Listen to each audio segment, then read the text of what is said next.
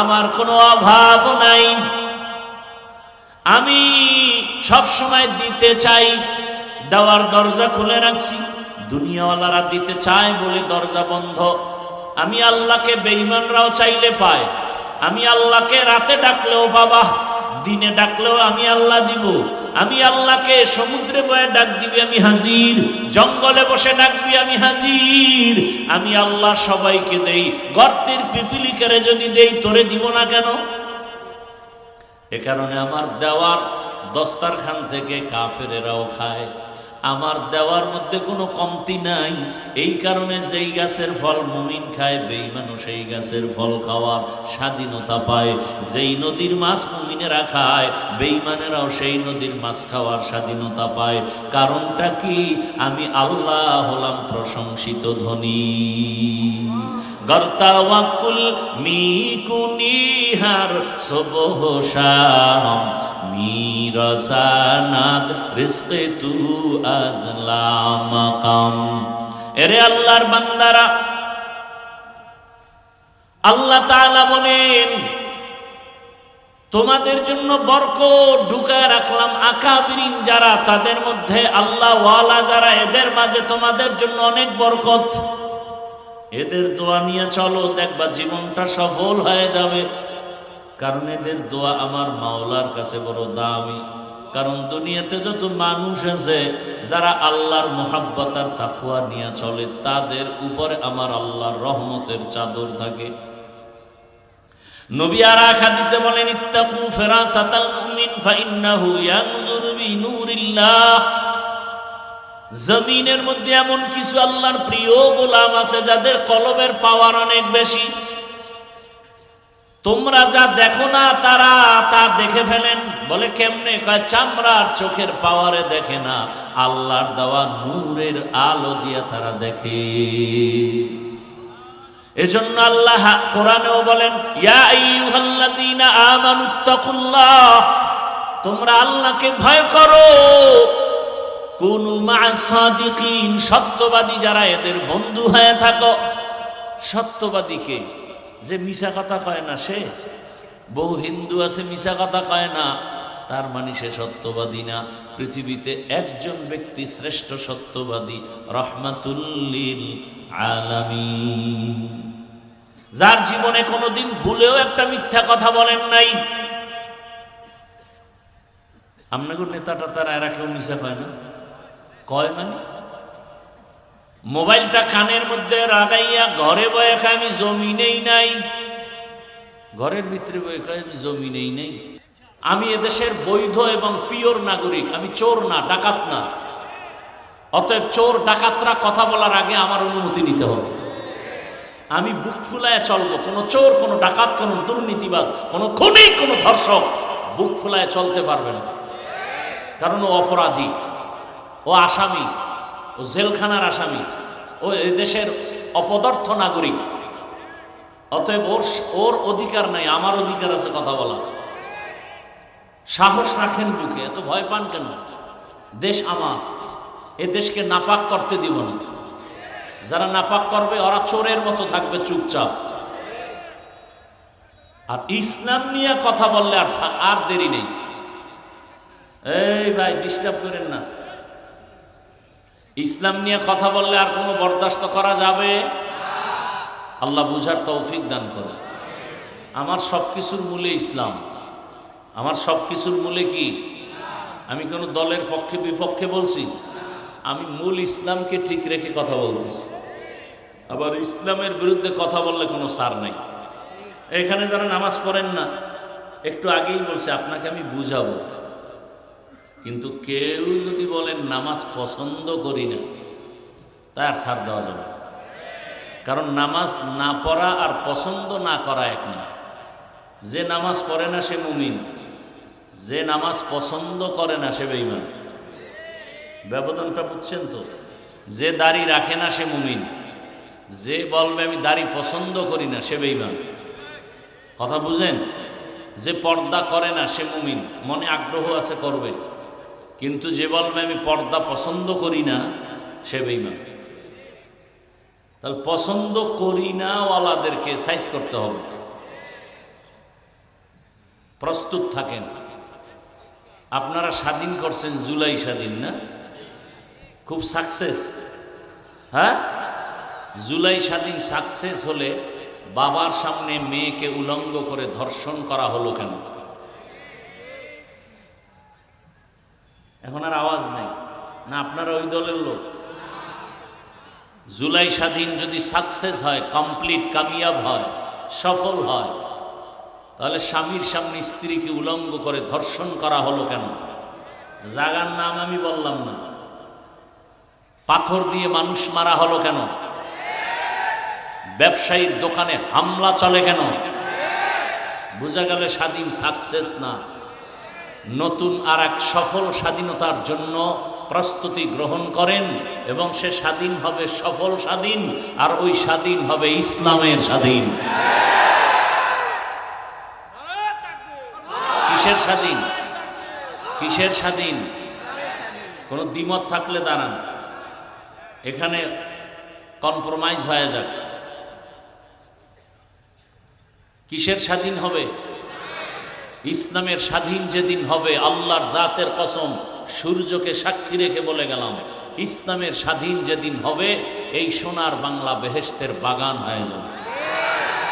এবং একথাও লিখে রাখো, চালাক বাঙালিরা, যতদিন পর্যন্ত আমার বাংলা ইসলাম কায়েম হবে না, আল্লাহর কসম, আল্লাহর কসম, আল্লাহর কসম, ওয়াল্লাহি বিল্লাহি তাল্লাহি, ততদিন পর্যন্ত চাপাবাজি চলবে, শান্তি কপালে আসবে না। চাপাবাজি চলতেছে না এখন? শুধু শুধু চাপাবাজি চলতেছে, কোনো শান্তি নেই। আল্লাহ হেদায়াত দান করুন। শান্তির একমাত্র ঠিকানার নাম ইসলাম। আব্রাহাম লিঙ্কনের গণতন্ত্র শান্তি দিতে পারবে না, পারে নাই। পারলে বিল্ডিং থুইয়া জঙ্গলে পালায় কেন? কথা বলেন না কেন? শান্তি দিতে পারলে দেশ ছেড়ে পালাবে কেন? ঘর থেকে বাগানে ঘুরবে কেন? গণতন্ত্র শান্তির ঠিকানা নয়, মাও সেতুনের আদর্শ শান্তির ঠিকানা নয়, লেনিন কার্ল মার্ক্সের আদর্শ শান্তির ঠিকানা নয়। আল্লাহকে সাক্ষী রেখে বলছি, নিঃসন্দেহে ওভার 100 কনফার্ম হয়ে বলছি, ইসলাম ছাড়া, মদিনার আদর্শ ছাড়া শান্তির কোনো পথ নাই। জ্বলন্ত প্রমাণ কি? মহামারী করোনায় আপনাদের চোখে আঙ্গুল দিয়ে দেখায় গেছে, স্কুল বন্ধ, কলেজ বন্ধ, চাকরি বন্ধ, ফ্যাক্টরি বন্ধ, গাড়ি বন্ধ, দোকান বন্ধ, কোরআনের মাদ্রাসা বন্ধ হয় নাই। বাবার করোনা, ছেলে কাছে যায় না, ট্রিপল মাস্ক লাগাইছে কুলাঙ্গা। বাবা মরেই গেছে করোনায়, লাশের পাশেও যায় না, মরার ভয়। সেই সময় শত শত লাশ আমার দেশের টুপিওয়ালারা নিজেদের কাঁধে নিয়েছেন, গোসল করায়া, কাফন পরায়া, জানাজা পরায়া কবরে রাখছেন। একটা টুপিওয়ালাও করোনায় মরে নাই। এর নাম ইসলাম। এদেশের পিওর মানুষ আমরা টুপিওয়ালারা, আর সব চান্দাবাজ আর ধান্দাবাজ।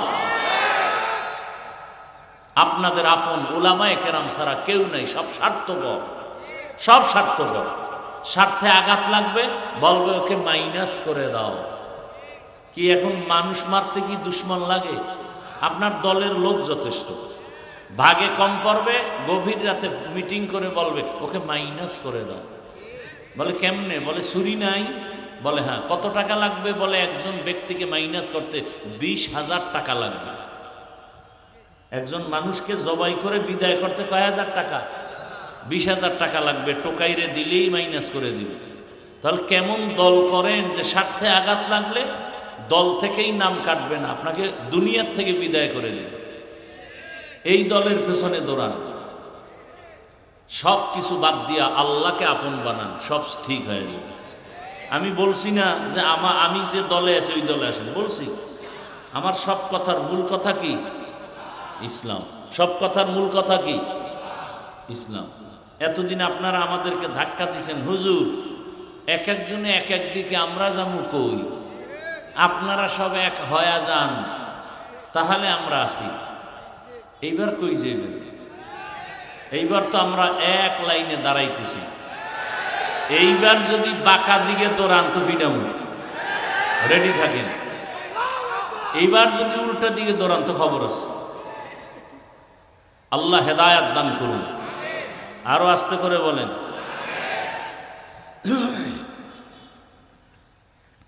আমি আপনাদের দোয়ার পাশাপাশি সংক্ষেপ আলোচনার জন্য যে আয়াত ও হাদিস পড়েছি তরজমাটা বলে নিই। এতক্ষণ যে কথা বললাম এগুলো কি কোনো প্রয়োজন না? আল্লাহ বলেন, ইয়া আইয়ুহাল্লাযীনা আমানুত্তাকুল্লাহ ওয়া কুনু মা'আস সাদিকিন।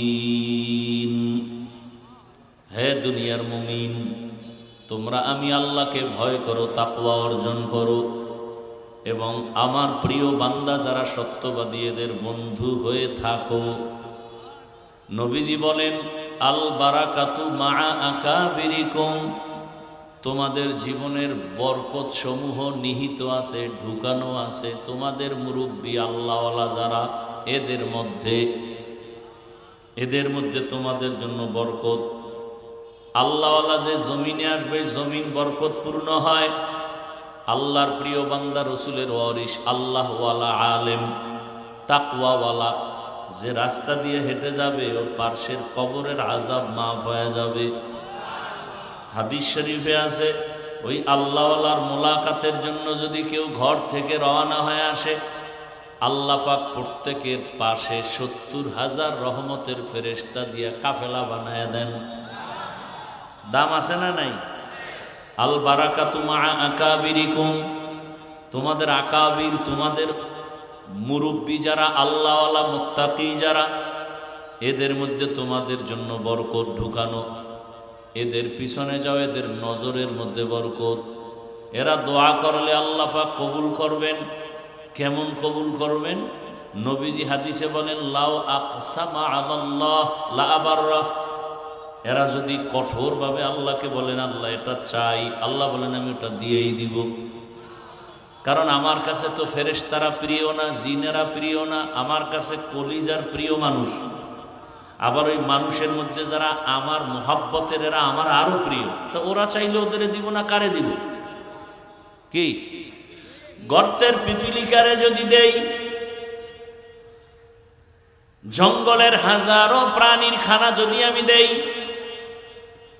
সমুদ্রের মধ্যে হাজারো মাছের খানা কে দেন? আল্লাহ যদি ওদের দান করেন। আল্লাহর প্রিয় তো ওরা না, আমরা আল্লাহর প্রিয়। আল্লাহ আমাদের কেন দিবেন না? আসলে তো দিছিলেন, আমরা নিতে পারিনি। প্রতিদিন সন্ধ্যাবেলা আসমান থেকে বৃষ্টির মতো হালুয়া পড়তো জমিন, আর ছোট ছোট পাখি বুনা হয়ে পড়তো, মান্না সালোয়া। মুসা নবীর আল্লাহ কইছিলেন, এই বনি ইসরাইল কিন্তু চালাক, আজকে যে খানা দিছি ওটা যেন পুরা খাইয়া ফেলায়, রাইখা না দেয়, হলে কালকে আর দিব না। ঠিকই ওরা কিছু খাইয়া খায়, ওরে মজা, পুরাটা খাইস না, কালকে খাম। যখন রেখে দিছে, পরের দিন থেকে আসমানের খানা বন্ধ। মায়ার নবী বলেন, বনি ইসরাইলরা যদি চালাকি না করত, কিয়ামত পর্যন্ত আমার উম্মতেরাও আসমানের ডাইরেক্ট খানা পাইত। এরপরও কিন্তু কিছু কিছু বিশেষ বান্দা বান্দিকে আল্লাহ কুদরতি খানা দিছেন। বিশেষ বান্দাদেরকে আল্লাহ দেন। ঘরের মধ্যে কোনো খানা নাই, মশলা নাই, আল্লাহর কাছে তাহাজ্জুদে কান্না করেছেন। ঘুম থেকে উঠা দেখেন ঘরের দরওয়াজায় মশলা রেডি, খানা রেডি। আল্লাহ তো ডাইরেক্ট দিবেন না, কোন একটা ব্যবস্থার মাধ্যমে দিবেন। মাদ্রাসায় চাল নাই, ডাল নাই, কিচ্ছু নাই, খানা নাই। হুজুরে পেরেশান হয়ে গেলেন, ছাত্রদের নিয়ে দোয়া করলেন, তাহাজ্জুদে কান্না করলেন। সকালবেলা খানার আগ টাইমে ফজরের পর এক ট্রাক চাউল মাদ্রাসার সামনে হাজির। ট্রাক থেকে একটা লোক নাইমা বলে, হুজুর আমি গত রাত্রে স্বপ্ন দেখি আমার আব্বার কবরে আগুন জ্বলে। কে যেন আমাকে বলে মাদ্রাসায় দান করো, ছাত্রদের খানা দাও। আমার টাকার অভাব নাই, আমি চাল নিয়ে আসছি, এই দুপুরের খানার জন্য কি লাগবে? বলে গোশত এত কেজি, বলে সব আসতেছে, মশলা আসতেছে। 1 মাস 2 মাস 3 মাসের চাল আমি এক ট্রাকে পুরা দিয়ে দিলাম। রিজিকের মালিক কে? না গ্রামীণ ব্যাংক? কে? আল্লাহ রিজিক দিবেন। কিন্তু আমরা আল্লাহর কাছে চাই না, বান্দার কাছে এত পরিমাণ চাই, এর অর্ধেক যদি আল্লাহর কাছে চাইতাম, চাওয়ার মতো। কিসের মতো? চাওয়ার মতো লাগবে তো, আউলা জাউলা চাইলে হবে? আপনাদের এই এলাকায় চেয়ারম্যান এখানে মনে করেন হাঁটতেছে, কথার কথা, এবার যদি কলারটা ধরে ওখানে চেয়ারম্যান, আমার ভোট পাইছো না, কথায় 50 কেজি চাউল দাও এখন দিবে, বলবে তোর বাড়ি শুদ্ধ জ্বালায় দেবে, বেদ্যবি করলি কেন? বলে তাহলে কেমনে চাইলে পাবো? নিয়ম আছে, আমার অফিসে যাও, পিএস এর সাথে দরখাস্ত দাও, নিয়ম অনুসারে যদি চাও আমি তোমাকে 50 কেজি না 50 বস্তা চাউলের ব্যবস্থা করব। আল্লাহ কয় আমার কাছে চাওয়ার মতো চাও, চাওয়ার জন্য 2টা পুঁজি লাগবে। এক পুঁজির নাম ধৈর্য, আর এক পুঁজির নাম হলো নামাজ। ইয়া আইয়ুহাল্লাযীনা আমানুস্তাঈনু বিস-সাবরি ওয়াস-সালাহ ইন্নাল্লাহা মা'আস-সাবিরিন।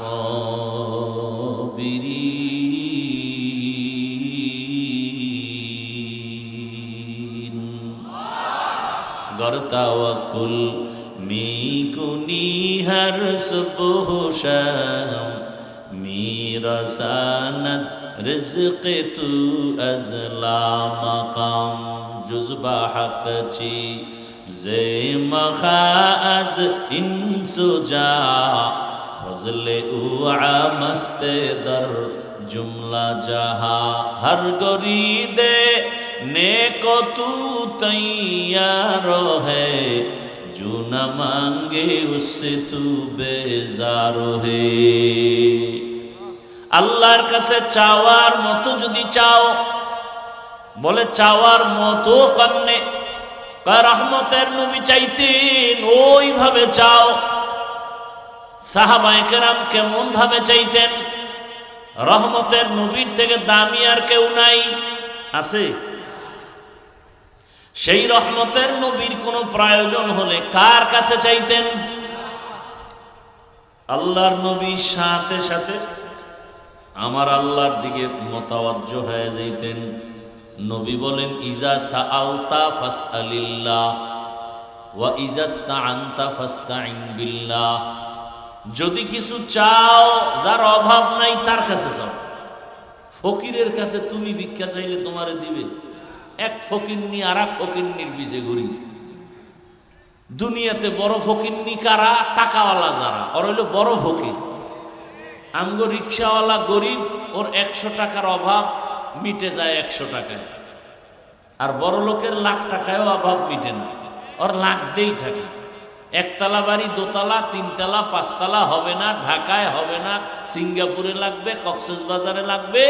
বাড়ি বানাও, খালি বাড়ি বানাও। এরপরে মাইনকে সিফে আটকায় গেলে জঙ্গলে ঘুরো, ঠিক না? বড় ফকির কারা? টাকাওয়ালা যারা, ওদের অভাব বেশি, গরিবের অভাব কম। ও রিক্সা চালায়, রিক্সা চলে না, হেঁটে যাবে। বড় লোক এত বড় ফকির, ওর গাড়ি নষ্ট হয়ে গেলে হেঁটে যাওয়ারও শক্তি তার নাই, গাড়ি চালাবারও শক্তি নাই।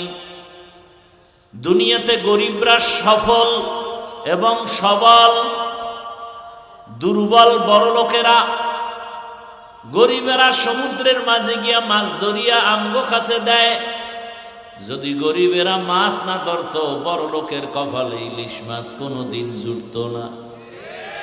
গরিবেরা যদি ধান না কাটে, কপালে বড় লোকের চাল নাই, গম নাই, রুটি নাই।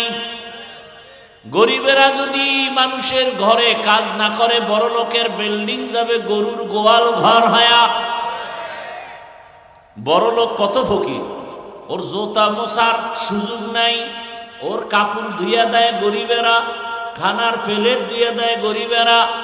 বউ তো চৌধুরী বংশের বউ, এরে আনছে যৌতুকের টাকা লাগায়া, এরে আগুনের কাছে নেওয়া যাবে না, চেহারা ঝলসে যাবে। তাহলে বড় লোকের এমন কপাল যে বউয়ের হাতের রান্নাও কপালে নাই, কাজের মাইয়ার খানা খায়। যেই কাজের মেয়েরা প্রস্রাব পায়খানা করিয়া পরিচ্ছন্ন হয় না, ওযু করে না, এদের খানা কেমন সান কপাল। এজন্য টাকাওয়ালারাই হলো বড় ফকির, বড় লোক গরিবরা যেখানে রাত সেখানে কাত, কোনো টেনশন নেই। একটা কাঁচামরিচ পাইছে 3 প্লেট নাই, একটা পোড়ামরিচ পাইছে 3 প্লেট নাই, একটা ডিম ভাজা হইলে 10 প্লেট নাই। আর কি খাও, দুনিয়াতে রুচি সব ওগই দিয়া রাখছে। চোখ বন্ধ করে তাকায় দেখি প্লেট খালি। কি করলো, 4-5 লোকমা দিল খালি। আর বড় লোকের টেবিলের সামনে কত ধরনের শাকসবজি, ভর্তা, গোশত, মাছ, এরপরও রেড সিগন্যাল লাগানো, ডাক্তারের বেশি খাবি না, খাইলেই মরবি। কেমন কপাল চিন্তা করেন। কতে কি করবো, দেখে দেখে জিব্বায় খালি বাড়ি মারবি। তোর সান কপাল তো খালি দেখবি, ওটি ভিতরে ঢুকাইলেই বিপদ, সিগন্যাল বেজে উঠবে। বিল্ডিং বানাইছো ভালো কথা, মখমলের চাদরে ঘুমাবি না, কয় কেমনে, কয় কাঠের উপরে শুয়ে থাকবি, নরম বিছনায় ঘুমাইলে বিপদ। আর বড় গরিবেরা একটা ইট মাথায় দিয়ে ঘুম, আরে ঘুম, এরা আজরাইলে উড়াইতে পারত না, এমন ঘুম দিছে। আর বড় লোকের ট্যাবলেট না খাইলে ঘুমই নেই।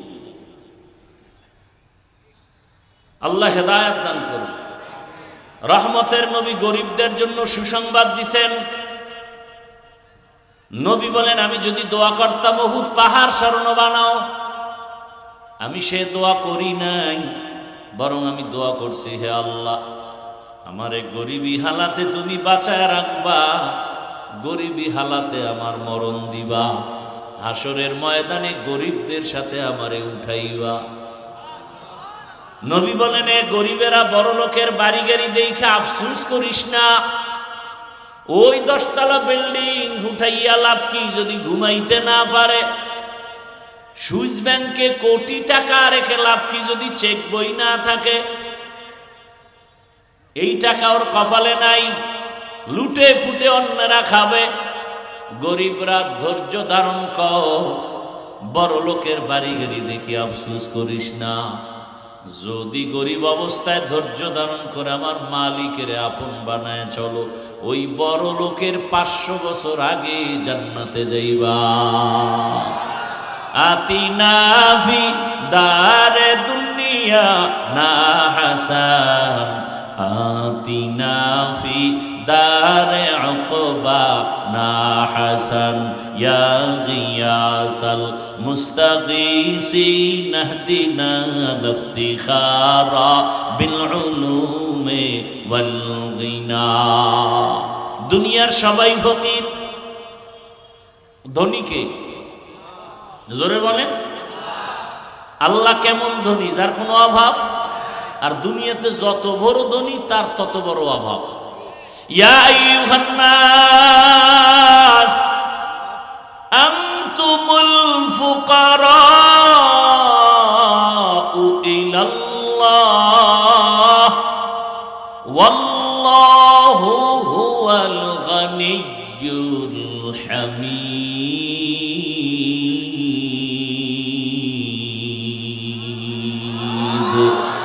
ই কালামে জিন্দা কুরআনে হাকিম, হিকমতে লা ইয়াজালাস্তু কদিম, বাখা কুরআন কালামুল্লাহ বশনু কদিমাস্তি কদিমাস্তি নইনো। আল্লাহ বলেন, দুনিয়ার সব মানুষ তোরা ফকির, ধনীকে। আল্লাহ বলেন, আমি শুধু ধনী না, প্রশংসিত ধনী। হুয়াল গানিয়্যুল হামিদ। দুনিয়ার ধনীদের বদনাম আছে, আমি আল্লাহর কোনো বদনাম। দুনিয়ার ধনীরা দিবে দিবে বলে দেয় না, দিতে গিয়েও পুরাটা দেয় না, আবার দেওয়ার পরে খোটা দেয়। মাদ্রাসায় দান করছে 50,000, চায়ের দোকানে চাপাবাজি করে পুরা মাদ্রাসা আমি করে দিছি, ঠিক নি? দুনিয়ার সব ধনীদের বদনাম আছে, আর আমি আল্লাহ কেমন ধনী, আমি আল্লাহ প্রশংসিত ধনী, আমার কোনো বদনাম নাই। কেন ধৈর্য খাই মিশা কথাটা কইলে কেন? কারণ আসলে আমি জমিনে ছিলাম না, তো কইছিলাম আমি খাটের উপরে বয়েছিলাম। এই মিথ্যা প্রচার করার মূল ফ্যাক্টরি এখন মোবাইল। আল কিযবু ইহলিক, মিথ্যা মানুষকে ধ্বংস করে নেয়। ইয়াকুম আল কিযব ফাইন্নাল কিযবা ইয়াহদি ইলাল ফুজুর ওয়া ইন্নাল ফুজুরা ইয়াহদি ইলান নার। মিথ্যা মানুষকে চূড়ান্ত জাহান্নামে নিয়ে যায়। ওয়াইলু ইয়াউমা ইযিল লিল মুকাজ্জিবিন, আল্লাহ বলেন মিথ্যাবাদীর জন্য জাহান্নাম, ওয়াইল নামক জাহান্নাম। জাহান্নামের ভেতরে ভয়ঙ্কর স্তর, জাহান্নামের নাম ওয়াইল। ওয়াইল নামক জাহান্নাম, নামাজি মুসল্লির জন্য ওয়াইল নামক জাহান্নাম। আরাআইতাল্লাযী ইউকাযযিবু বিদ্দীন ফাযালিকাল্লাযী ইয়াদউল ইয়াতীম ওয়া লা ইয়াহুদ্দু আলা তাআমিল মিসকিন। এরপরে কি? ফাওয়াইলুল লিল মুসাল্লিন, নামাজি মুসল্লির জন্য ওয়াইল নামক জাহান্নাম। এবার বুঝেন কি নামাজ পড়েন। একদল নামাজি বিনা হিসাবে জান্নাতে যাবে, আর একদল নামাজি আল্লাহ নিজেই বলেন তাদের জন্য ওয়াইল নামক জাহান্নাম। নামাজও পড়ে, সুদের টাকায় ব্যবসাও করে, এরকম কেউ নাই? এই এলাকায় হয়তো কম থাকতে পারে। যারা সুদের টাকায় ব্যবসা করে ওরা কত খারাপ! 24টা ঘন্টার সেকেন্ডে সেকেন্ডে সেকেন্ডে অল টাইম তার গর্ভধারিণী মায়ের সাথে জিনার গুনাহ হয়। কি আউযুবিল্লাহ না নাউযুবিল্লাহ? আল্লাহ বলেন আমি আল্লাহ নিজে রেডি তার সাথে যুদ্ধ করব। ইয়া আইয়ুহাল্লাযীনা আমানুত্তাকুল্লাহ ওয়া যারু মা বাকিয়া মিনার রিবা ইন কুনতুম মুমিনিন ফাইন লাম তাফআলু ফাযানু বিহারবিন মিনাল্লাহি ওয়া রাসূলিহি। মুমিন আল্লাহকে ভয় করো এবং তোমরা সুদের থেকে নিজেরে বাঁচায় নাও যদি খাঁটি মুমিন হয়ে থাকো। এরপরও যদি তেরামি করিয়া ওই পথে যাও, রেডি থাকো, আমি আল্লাহ তোমার সাথে যুদ্ধ করার জন্য রেডি। ভাইরা আমার, আল্লাহ বলেন আমাকে ভয় করো এবং দুনিয়াতে যারা ভালো চরিত্র